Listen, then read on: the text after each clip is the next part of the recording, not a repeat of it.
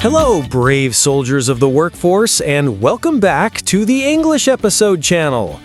I think. I'm Jojo, your guide through the corporate jungle, and my biggest achievement today has been finding matching socks. The day can only go up from here, right? And I'm Lily, who is genuinely excited that it's Monday. It's wonderful to see all of you again. Jojo, you look a little swamped this morning. Did you have a rough commute? Swamped? Lily, I am the swamp. I feel like a creature that just emerged from a murky lagoon. My train was delayed because of signal issues, which I think is code for a ghost is haunting the tracks. I spilled coffee on my shirt. Thankfully, it's a brown shirt, so it's just camouflage now. And my email inbox has more unread messages than a celebrity's DMs. So yes, swamped is the word of the day. Well, you've accidentally kicked off our lesson perfectly. To be swamped is a fantastic idiom that means you are completely overwhelmed with work or tasks. It's the official feeling of 9 a.m. on a Monday. For example, I can't talk right now. I'm totally swamped. I need a lot more than just swamped to get through the day, Lily. My boss just walked by and said, "Morning, Jojo, let's touch base around 11. What does that even mean? Are we playing baseball? Am I supposed to find a base and physically touch it? I'm not dressed for athletic activity." No baseball required. To touch base is a very common business expression that simply means to have a short chat or a quick meeting to get an update on something. And that's exactly what we're going to do today. We're going on a virtual journey through a full day at the office using the English phrases you'll actually hear and need. An entire day? You mean from the awkward morning small talk all the way to the desperate, "Is it 5 p.m. yet?" glances at the clock? That's the one. We'll cover everything: greeting colleagues, making small talk, collaborating on projects, dealing with deadlines, surviving meetings, and making a graceful exit. So if you want to boost your confidence and sound more professional at work, grab your coffee and let's get started. Okay, so I've survived the commute and I've made it to my desk. Now I have to talk to people. What's the protocol, Lily? How do I start the day without sounding like a robot? Great question. This is where small talk comes in. It's the light, casual conversation you have with colleagues. You can start with a simple greeting. Instead of just, hello, you can say, "Morning, Sarah." "Hey, Tom, how's it going?" Or a simple, friendly, "How you doing?" How's it going? I like that. It's casual. But what if they ask me back? I can't just say, "I'm swamped" to everyone, or they'll think I'm always complaining. Exactly. You can give a brief, positive response and then ask about their weekend. For example, colleague says, "Morning, Jojo. How was your weekend?" You say, "It was great, thanks. Pretty relaxing. How about you? Did you do anything fun?" This keeps the conversation light and friendly. You're showing interest in them. Okay, weekend chat. I can handle that. Now, let's get to the work itself. I've opened my emails, and my boss has sent one that says, "Let's get the ball rolling on the new project." Again with the sports metaphors. Why can't he just say, "Let's start the project"? It's just another one of those common idioms. To get the ball rolling means exactly that. To start something, usually a project or a process. It creates a sense of action and momentum. Now, you have to reply. You need to show you're proactive.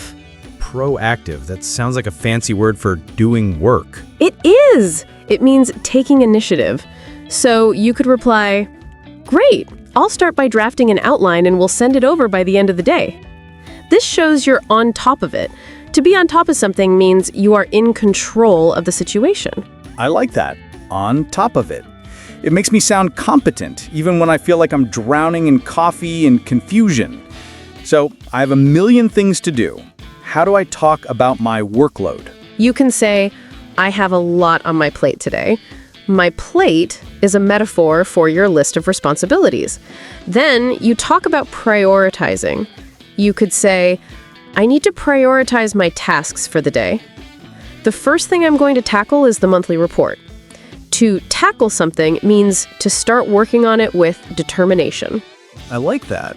This is incredibly useful. I'm already feeling more prepared. I hope our viewers are too. Okay, everyone, quick break. If you've ever felt swamped at work or been confused by a sports metaphor from your boss, give this video a big thumbs up. Let us know we're not alone in this. And if you want to keep learning practical, real-world English with us, please take a moment to subscribe to the English Episode channel and hit the notification bell. Let us know in the comments, what's the first English phrase you usually say or hear when you get to work in the morning? Okay, I've tackled my first task, but now I'm stuck. I need help from my colleague, Dave, who is an Excel genius. But Dave always looks super busy. How do I interrupt him without being annoying? That's a very important skill. You need a polite interruption phrase. You can walk over to his desk and say, "Hi, Dave. Sorry to interrupt. Do you have a moment?" Or, "Excuse me, Dave. When you have a spare second, could I ask you a quick question?" This shows you respect his time. And once he says yes, I can't just say, "Help me." Right. You can be more specific. Here are some great phrases for asking for help. For advice or information, "Dave, can I pick your brain about something for a minute?" To pick someone's brain means to get information or ideas from an expert. For help with a task, "I'm having some trouble with this formula. Could you give me a hand?" Or, "Could you lend me a hand?" For a quick look, "Would you mind taking a quick look at this spreadsheet for me?" Pick your brain sounds a bit like something a zombie would say, but I get it. It's asking for expertise. Now, what if the roles are reversed? What if someone asks me for help, but I'm the one who's swamped? You have two options. If you can help, you can say, "Sure, I can spare a moment. What's up?" Or, "Of course, happy to help." But if you're too busy, you need to decline politely. You could say, "I'd love to help, but I'm a bit tied up right now. Can I get back to you in an hour?" Tied up is another way to say busy. Or, "I'm sorry, I'm in the middle of something urgent. Maybe check with Sarah. She's great with that stuff." Tied up. I like that. It sounds important. Okay, so my boss just messaged me again. Remember he wanted to touch base? Now he's saying, let's sync up before lunch. Are we going to be doing a synchronized swimming routine? No, but that's a hilarious image. To sync up, or sync, is just another modern, slightly techie way to say, let's meet and get on the same page. It means to align your understanding of a project. So let's touch base and let's sync up are very similar. He just wants a quick update. So I'll go to his office and give him an update. I'll say I've gotten the ball rolling on the project and drafted an outline. He'll be so impressed. Exactly. And he might say, "Great, keep me in the loop," which means keep me updated on the progress. So many phrases, my brain is getting full. Before we move on to the most important part of the day, lunch, let's check in with our audience. If you've learned a new phrase so far that you're excited to use, hit that like button. Your likes are like a shot of espresso for our channel. They keep us going. And we'd love for you to join our community of learners by subscribing. If you have a friend or colleague who is also learning English for their job, please share this video with them. For your comment question, what's one thing you often need help with at work, and how do you usually ask for it in English? It's 1 p.m., my brain is fried, and my stomach is rumbling. It's time for lunch. How do I invite my work friends without sounding too demanding? It's all about a casual and friendly tone. You can say, "Hey, are you ready for lunch? I'm heading out to grab a bite. Wanna come?" Grab a bite is a very common informal way to say, get something to eat. Or, more directly, do you want to go to that new sandwich place for lunch? Grab a bite. I like it. It's quick and easy. But what if Lily, my work friend, says no? How does she reject my delicious sandwich proposal without hurting my feelings? A great question. I would use a polite excuse. I could say, "Oh, I'd love to, but I brought my lunch from home today. Thanks for the invite, but I have to run some errands during my lunch break. Actually, I'm trying to finish something up, maybe tomorrow." This keeps the door open for future invitations and shows it's not personal. That makes sense. It's a soft no. So let's say we do go for lunch. We can't just talk about spreadsheets, right? That would be the saddest lunch ever. Definitely not. The lunch break is a great time for more general small talk. You can ask about their hobbies, recent TV shows they've watched, or upcoming holiday plans. For example, "So, got any plans for the weekend? Have you seen the latest season of that popular show? It's crazy. Are you going anywhere for the holidays?" This helps you build stronger relationships with your colleagues, which is just as important as the work itself. True. A friendly office is a happy office. And a happy office is one where people are more likely to help you when you're swamped. I see the master plan. I'm back from lunch, feeling sleepy. And I just got a calendar notification. It's time for the 3 p.m. weekly meeting. A meeting that everyone knows could have been an email. The eternal struggle. But meetings are a huge part of office life, and knowing the right phrases can make you look and feel much more confident. Let's start with the beginning. The person leading the meeting will say something like, "All right, everyone, let's get started. Thanks for coming. Let's kick things off." Okay, the first item on the agenda is... Kick things off? More violence? First we're tackling things, now we're kicking them. It's just about being dynamic. Now, let's say it's your turn to present an update. You could start by saying, "Okay, so I'd like to give you an update on the Q3 marketing campaign." Or, "To bring everyone up to speed, we finalized the designs."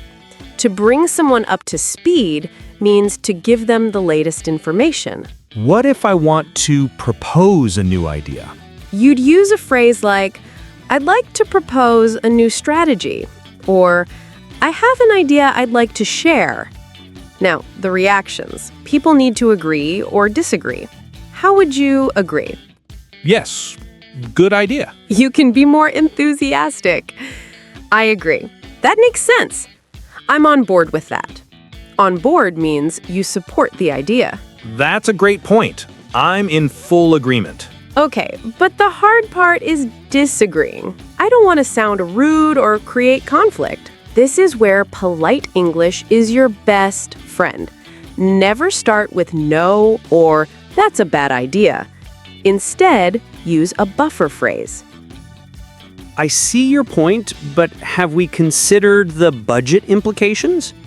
You acknowledge their point before adding your own.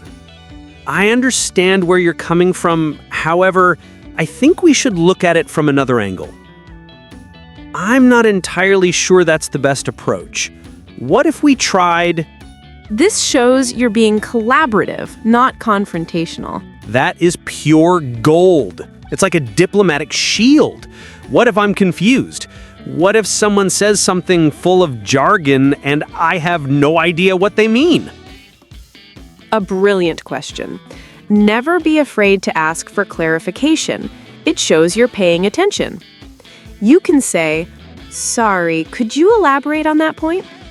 Elaborate means to explain in more detail. "I'm not sure I follow. Could you explain what you mean by synergistic deliverables?" So, just to clarify, you're saying we should postpone the launch? This is repeating back what you think they said to confirm. This is a complete meeting survival guide. We've covered starting, presenting, agreeing, disagreeing, and clarifying. My meeting anxiety is already going down. I bet our viewers is too. Friends, if this meeting guide is the hero you needed, please smash that like button. Your engagement really helps our channel grow. And if you want to become a meeting superstar, Make sure you're subscribed. We have so much more to share. Now, for the comments. What is the most difficult part of a work meeting in English for you? Let us know. Okay, the meeting is over, you have your tasks, but you look at the clock and it's 4:15 p.m. You have a deadline at 5 p.m. This is what we call crunch time. Crunch time. I feel that in my soul. It's when the sound of the keyboard is the only sound you can hear. What are some phrases for this stressful time? You might hear people say, "I'm really up against a deadline. We're cutting it a bit close, but I think we'll make it." It's going to be down to the wire. This is another sports metaphor from racing, meaning it will be finished at the very last moment. But what if I'm not going to make it? What if I need more time? This is a terrifying conversation to have with the boss. It can be, but if you're professional about it, it's manageable. You need to be proactive. Don't wait until after the deadline has passed. You can say, "Hi, boss's name. I've made good progress on the report, but I've run into a slight issue. To ensure the quality is high, would it be possible to get a slight extension? I can have it to you first thing tomorrow morning." That sounds so professional and responsible. You're not just making an excuse, you're focusing on quality. It's brilliant. Okay, let's pretend my boss is super nice and says yes. I finished the report. How do I hand it over? You'd send an email saying something like, "Hi, boss's name. I've attached the final report for your review. Here is the completed presentation. Please let me know if you have any feedback. I've sent the document over. Let me know if any changes are needed." And then, freedom! It's 5 p.m., the magical hour. How do I make my escape? You just say a friendly goodbye. You can say to your colleagues, "All right, that's it for me. Have a great evening, everyone. I'm heading out. See you tomorrow." If it's Friday, the holy grail of goodbyes, have a wonderful weekend. Have a wonderful weekend.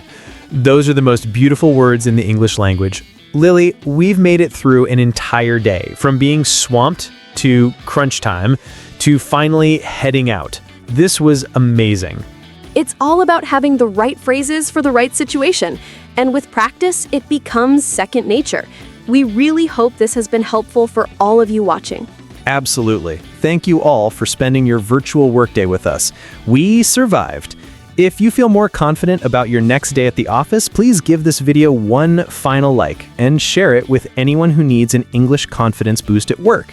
And if you haven't already, please subscribe to the English Episode channel. We love our community and we read every single one of your comments. Your suggestions help us decide what to teach next. And speaking of next time, you are not going to want to miss our next video. We're leaving the office behind and heading out on the town.